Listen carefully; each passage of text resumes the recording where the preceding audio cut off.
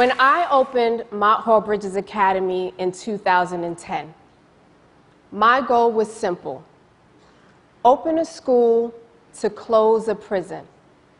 Now, to some, this was an audacious goal because our school is located in the Brownsville section of Brooklyn, one of the most underserved and violent neighborhoods in all of New York City.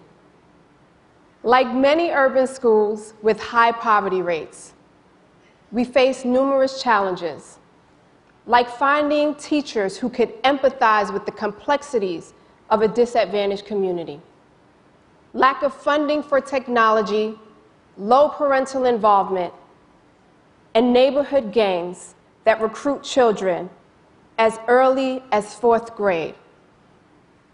So here I was, the founding principal of a middle school that was a district public school, and I only had 45 kids to start. 30% of them had special needs. 86% of them were below grade level in English and in math, and 100% living below the poverty level. If our children are not in our classrooms, how will they learn? And if they're not learning, where would they end up? It was evident when I would ask my 13-year-old young man, "Where do you see yourself in 5 years?" And his response, "I don't know if I'm going to live that long." Or to have a young woman say to me that she had a lifelong goal of working in a fast food restaurant, to me, this was unacceptable.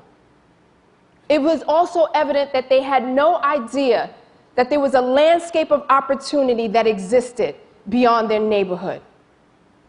We call our students scholars because they're lifelong learners. And the skills that they learn today will prepare them for college and career readiness. I chose the royal colors of purple and black because I want them to be reminded that they are descendants of greatness, and that through education, they are future engineers, scientists, entrepreneurs, and even leaders who can and will take over this world. To date, we have had 3 graduating classes at a 98% graduation rate. This is nearly 200 children who are now going to some of the most competitive high schools in New York City.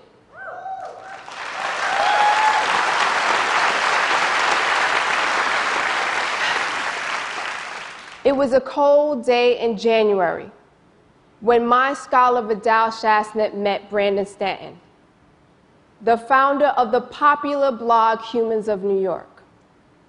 Brandon shared the story of a young man from Brownsville who had witnessed violence firsthand by witnessing a man being thrown off of a roof.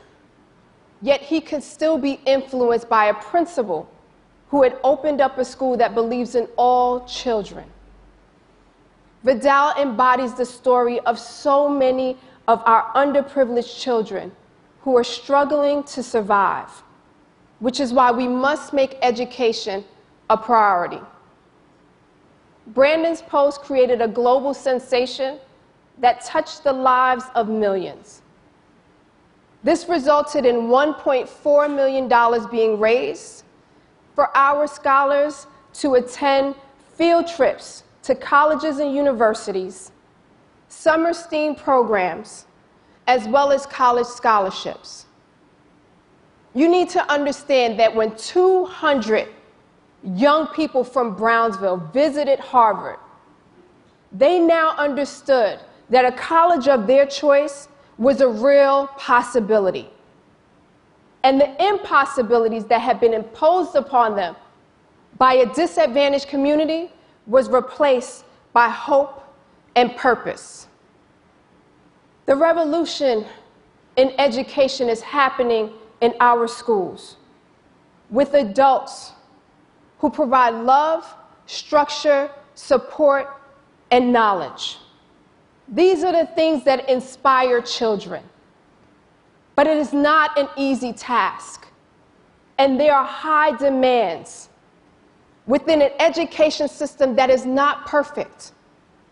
But I have a dynamic group of educators who collaborate as a team to determine what is the best curriculum, and they take time beyond their school day and come in on weekends and even use their own money to often provide resources when we do not have it. And as the principal, I have to inspect what I expect. So I show up in classes and I conduct observations to give feedback, because I want my teachers to be just as successful as the name Mott Hall Bridges Academy. And I give them access to me every single day, which is why they all have my personal cell number, including my scholars and those who graduated, which is probably why I get phone calls and text messages at 3 o'clock in the morning. But we are all connected to succeed, and good leaders do this. Tomorrow's future is sitting in our classrooms, and they are our responsibilities.